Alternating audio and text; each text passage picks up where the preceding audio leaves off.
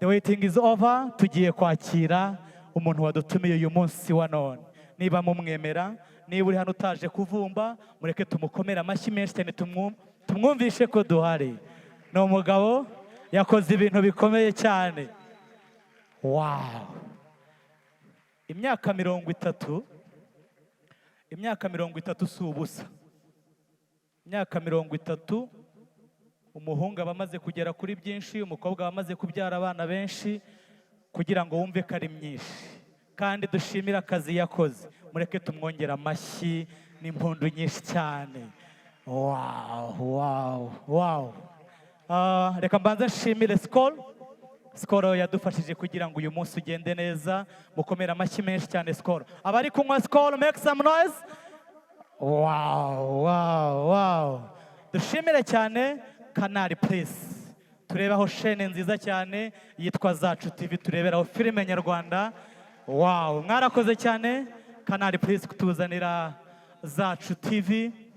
Kera ubundi twaguriraga bonomo busa, ariko ubu ngubu ye mu rugo iwanjye ya bonomo yashize, umugore amera nkaho umuceri washize cyangwa akawunga yashize, ashaka kureba Zacu TV, agiye kureba Hearts Harder.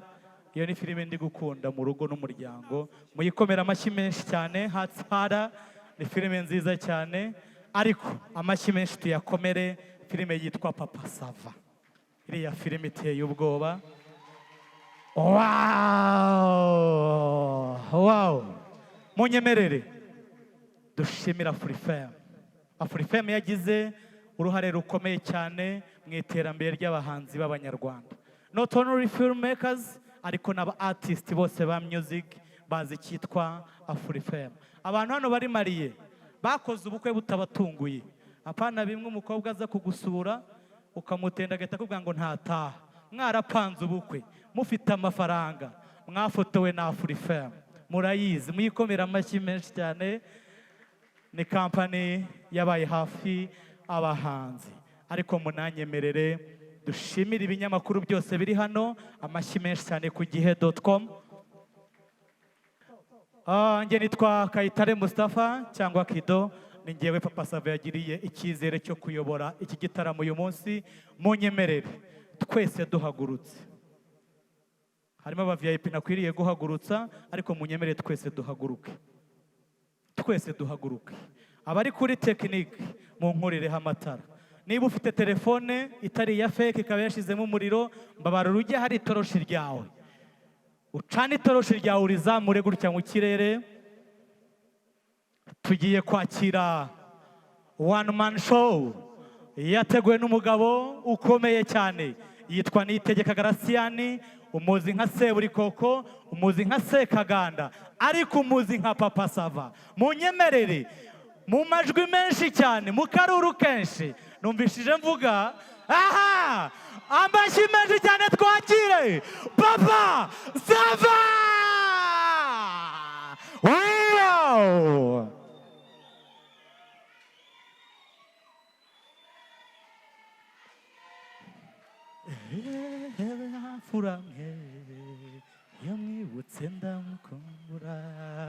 Papa Sava, the floor is yours. Let the show go down. Let's begin our show.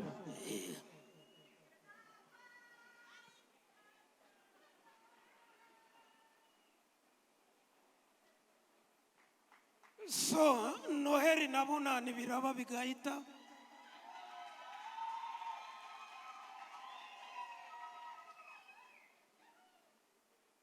Iyo nagiyemo 2010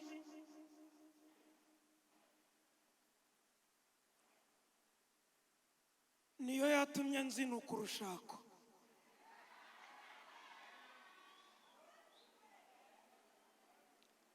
Ari mu gitondo nuko iyi modoka ugiye iwanyu ngo bajye kumbona bati mwana waje abandamutse yarakize i Kigali. Ni yes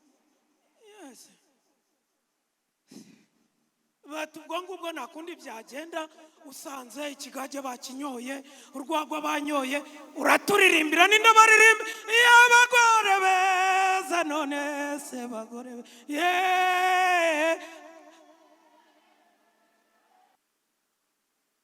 abandi barahoberana,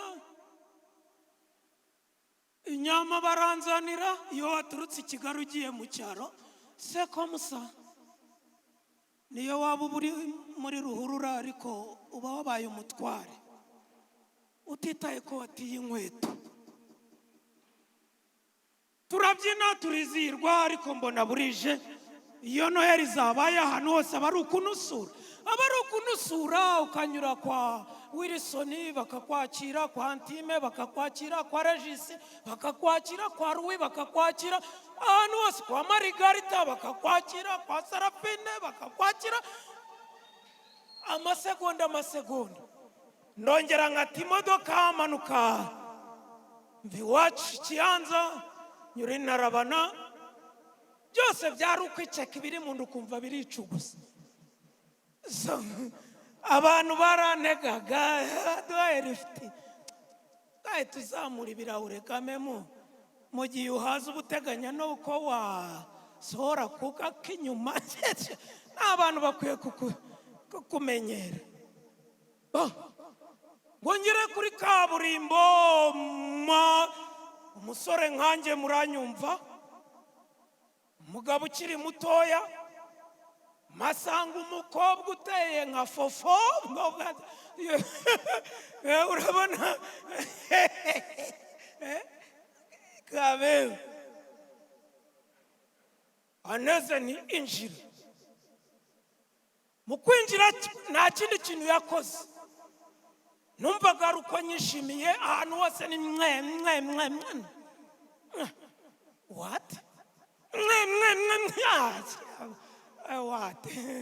Yes, ninjira tugenda tuganira. Ubuzima bwari busanzwe, sinari nzi ko hari ikindi cyaza kuba.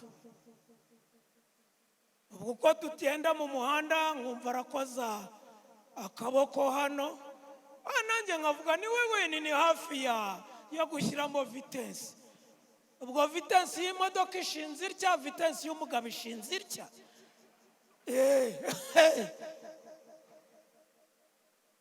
Mu minsi ya Noheli na Bunani, minsi yake Noheli na Bunani, tuva Rusine tugera Nyacyonga. Imitoma yari myiza, imisaya tuyikubitana nta kibazo. Tuva Nyacyonga tugera Karuruma, twabisikanaga n'abandi. Niyo utabureba imbere, niyo utashyiramo vitesse, imodoka yakwijyana. Upfa kuba ufite ubushyuhe wumva kabeze komisari. Karuruma dukata Nyabugogo tuvunura ku Kinamba. N'urugendo ni ibintu bisanzwe, ntabwo wumva amakorosi. Ngo dutangire kuzamuka Kacyiru.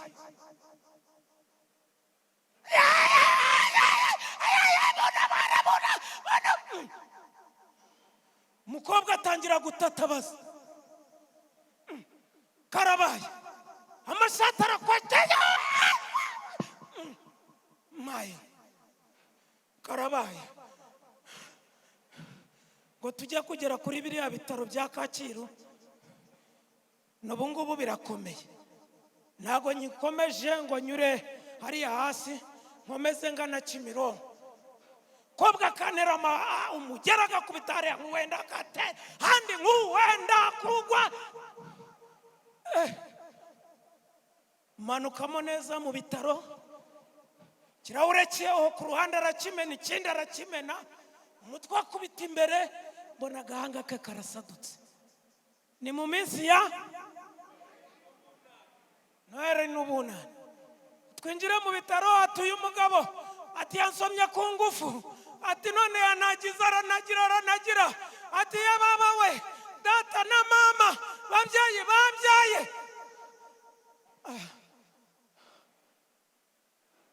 Narebaga nkanuye nk'utakigira ubwenge, mbona ibitanda biracicikana, bamushyiraho. Nanjye bati wa mugabo we bite byawe? ngenda arengana namuhaye lift, bati wambaye ishati site ni n'umweru wakata. Igicucu sinigeze mbona ibyabaye ahantu hose, ahantu ko yasomaga huzuye ibisata by'iminwa ye. Bati rero urabutuje gato, hari ibyo ugomba kubazwa mu minsi ya Noheli.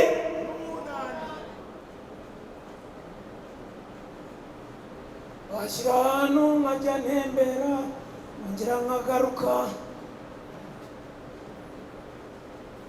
uvuga imigambi nari mfite ku wa mbere cyangwa ku wa kabiri sakamusa.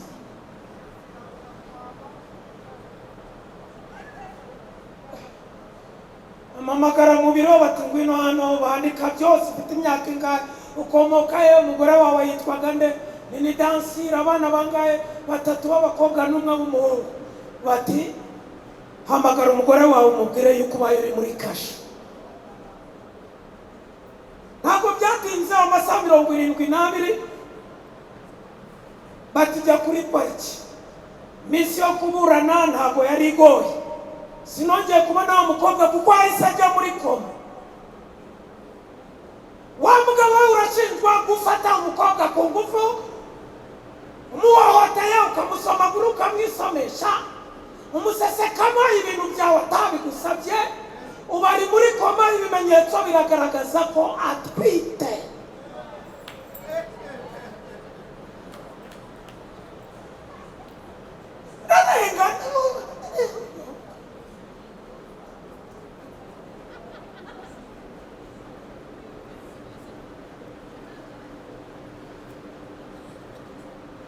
Ntacyo kwisobanura nari mfite kuko nawe wanyumvaga. Fata umuntu ku ngufu ukanamutera inda, uri umugabo wubatse, imyaka 25 muri gereza barankatira. Ariko icyambabaje ntabwo ari icyo ngicyo. Madamu wanjye ku ruhande yari ahari, amubwira ni madamu ndimo narenga, wirwa uzunguza ako gakoni kawe abahisi n'abagiye.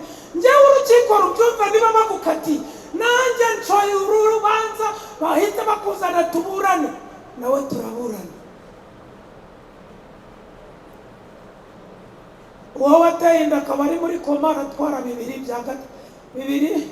bya 4 by'umutungo wawe. Umugore wawe n'abana bazasigara bafite 2 bya 4 by'umutungo wawe. Nugira amahirwe urupfu nirukujyana ukiri muri gereza, ubwo uziyaranje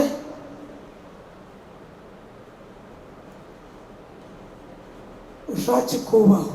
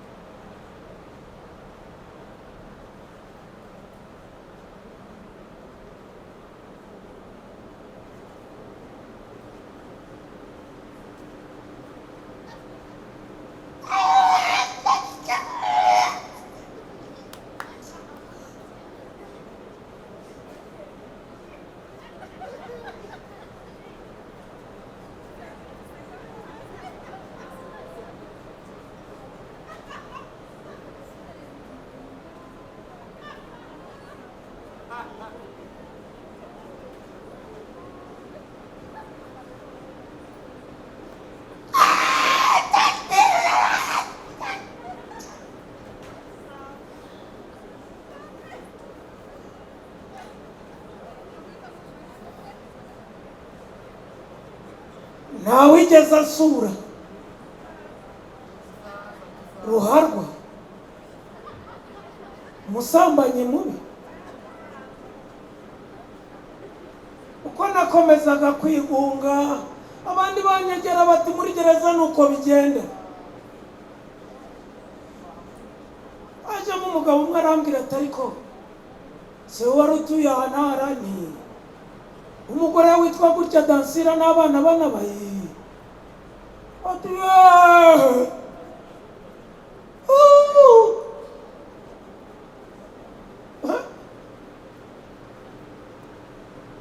ati umwe muri koma se we ntabwo wamenye ko yabyaye ni reka da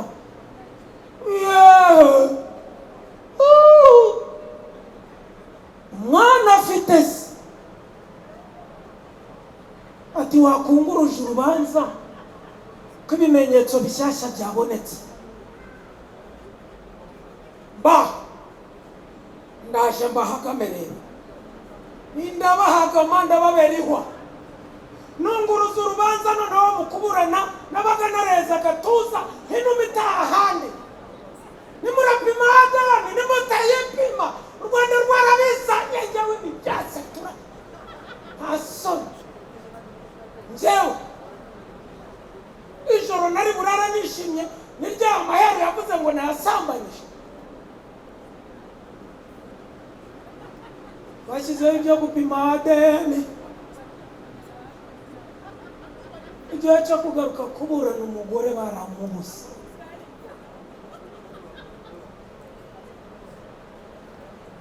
muganga bari bazanye bati harya mugabo ufite abana bangahe ufite abana babane wowe bane ibimenyetso byagaragaje ko utabyara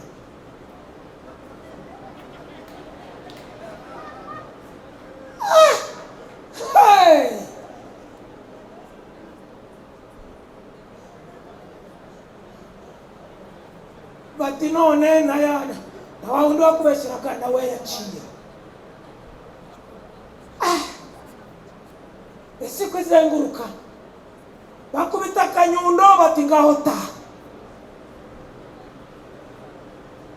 wongera ku isambu bati umugore wawe w'abana bane yamenye yuko utabyara abana babyariwe n'abandi yaragurishije baba muri Esipanye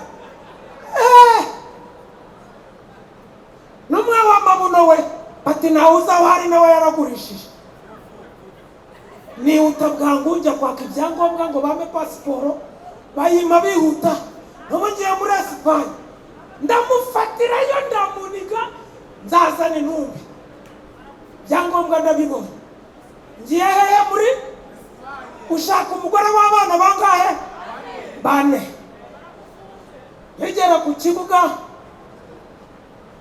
mafeni ivuye mu cyaro barebye mu byangombwa nta kintu basanzemo byose nabitaye amasaha 24 batisubira hehe mu Rwanda barampakije hari ibihugu bitadukunda natwe barampakije yegera ku kibuga cy'indege bativayo baba baramfashe wari wagiye gusabya u Rwanda muri Esipanye mu bijyanye n'iki wambazaga ndamubwira ni ntumbaze ubusa kuko nshobora kugushinga amenyo muri ayo mahanga wamariye ibyanjye urambaza ngo nagiye muri Esipanye nta soni ndarara mu bihuru nk'igihunyira njye ntera amagi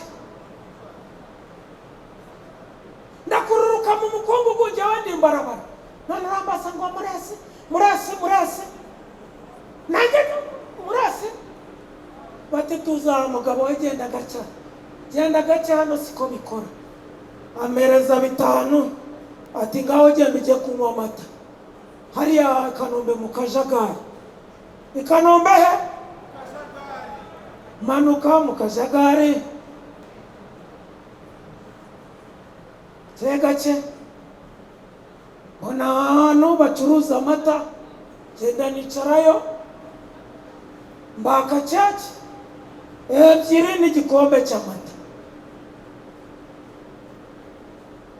mugihe nkigiranya ngo ndume kuri keke mbona ibintu by'amabuno biragira gutya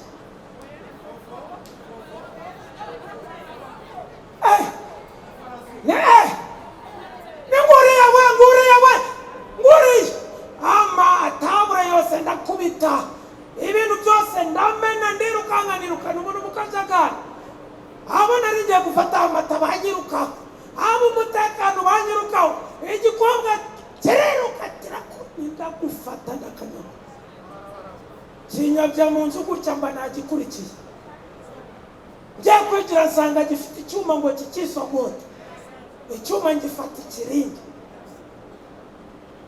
kirankata abaje gutabara basanze amaraso ashoka, bati rekura umuntu ni nawe ndakura, rekura umuntu ni nawe ndakura, mwitendeka ku mabuno ndafata ndamubaho ikimata. Ngiye kubona mbona babandi bo ku kibuga nabo baje babaza bati wa mugabo unyuze ashaka amatari, bati ikimata cyumiye ku mabuno y'umuntu, arambwira bati rekura, bati hanyuma uzurebe umugore wawe twamuzanye, ati muri Esipanye bamuhambirije, nuwo ndahera ngaho mukatama ndamukura amenyo yewe tata we, ndamukuramo inda we, indi byankurikiza wibyara, umujinya uramfata uranzunguza uransubira, ngiye kumva numva pfiriya ibintu by'amazi birazamutse buguye hejuru bingarutseho, kombisha zari inzozi we.